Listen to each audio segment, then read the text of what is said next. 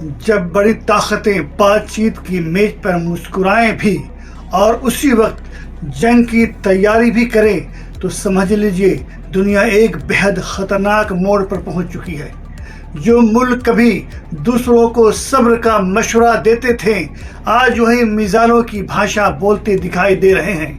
सलाम नमस्कार आदाब अर्ज़ है, मैं हूं अली अहमद और आप देख रहे हैं आपकी आवाज 110। आज बात होगी अमेरिका और ईरान के बीच बढ़ते तनाव की, चीन से लौटने के बाद ट्रंप के बदले तेवर की और उस बड़े खतरे की जिसमें पूरी दुनिया फिक्रमंद दिखाई दे रही है।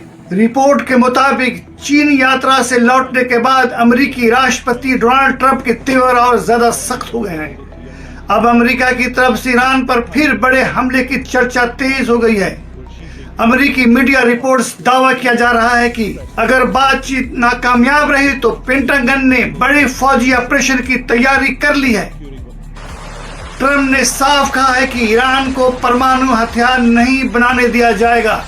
उन्होंने ये भी कहा है कि ईरान के साथ कई दौर की बातचीत बेनतीजा रही और इसी वजह से अब अमेरिका के अंदर फिर से फौजी कार्रवाई की चर्चा तेज हो चुकी है। रिपोर्ट्स के मुताबिक पेंटागन कई संभावित टारगेट्स पर काम कर रहे हैं। ईरान की मिसाइल सिटी, IRGC के ठिकाने, तेल के डिपो, टर्मिनल, ऑयल रिफाइनरी और कथित सिगरेट बंकर सभी को संभावित निशानों में शामिल बताया जा रहा है।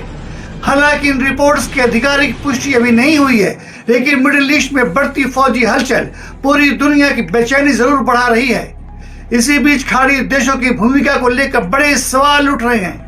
रिपोर्ट्स और चर्चाओं में दावा किया जा रहा है कि कुछ अरब देश खुलकर सामने भले न आए हों, लेकिन पर्दे के पीछे उनकी भूमिका को लेकर लगातार सवाल उठ रहे हैं।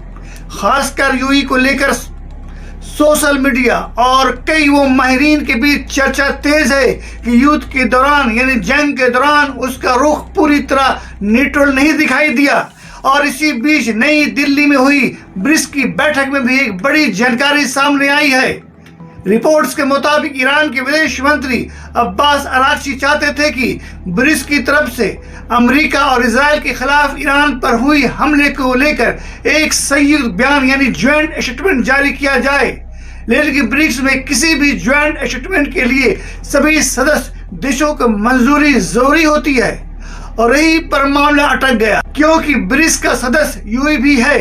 उस बयान के समर्थन में खुलकर सामने नहीं आया, यानी जिस वक्त ईरान ब्रिक्स में खुला समर्थन चाहता उसी वक्त संगठन के अंदर भी मतभेद दिखाई दिया और यही वजह रही कि ईरान के समर्थन में कोई संयुक्त ब्रिक्स बयान जारी नहीं हो सका। सियासत में कई बार खामोशी भी बहुत कुछ कह जाती है और इसके बाद अब सोशल मीडिया और राजनीतिक इलाकों में यूएई की भूमिका को लेकर लगातार चर्चा तेज हो रही है।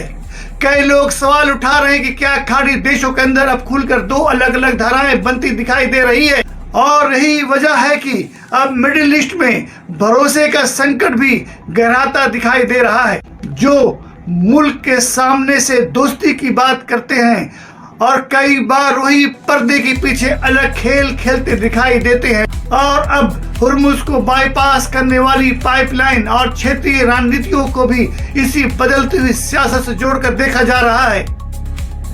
दूसरी तरफ ईरान भी पीछे हटने के मूड में नहीं, बिल्कुल नहीं दिखाई दे रहा है।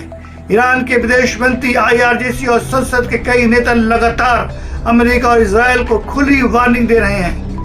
ईरान साफ कह रहा है कि अगर दोबारा हमला हुआ तो जवाब पहले से ज्यादा खतरनाक होगा। ईरान बार बार यही कह रहा है, एक बार फिर हमला करके देखो, फिर दुनिया देखेगी जंग कैसे होती है। सबसे बड़ी बात, ईरान अब सिर्फ जवाबी बयान नहीं दे रहा बल्कि खुलकर कह रहा है कि अगर दुश्मन ग्राउंड ऑपरेशन चाहता है तो ईरान उसके लिए भी तैयार है। यानी मिडिल ईस्ट में हालात अब सिर्फ बयानबाजी तक सीमित नहीं रहे। इसी बीच चीन की भूमिका भी चर्चा में है क्योंकि ट्रंप चीन यात्रा से लौटे जरूर, लेकिन चीन की तरफ से ईरान पर दबाव डालने जैसा कोई बड़ा बयान सामने नहीं आया। चीन ने सिर्फ इतना कहा कि ये जंग शुरू ही नहीं होना चाहिए था और अब इसे बातचीत और डिप्लोमेसी से खत्म किया जाना चाहिए, लेकिन ट्रंप दावा कर रहे हैं कि चीन भी चाहता है कि हॉर्मुज़ खुला रहे और ईरान परमाणु ताकत न बने।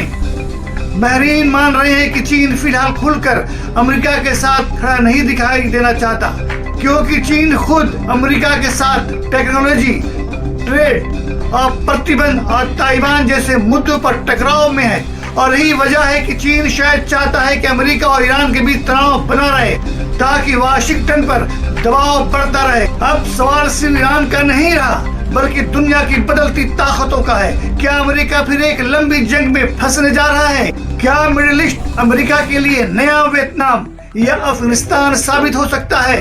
क्योंकि इतिहास गवाह है, बड़ी ताकतें कई बार जंग शुरू तो कर देती है, लेकिन खत्म कर नहीं पाती।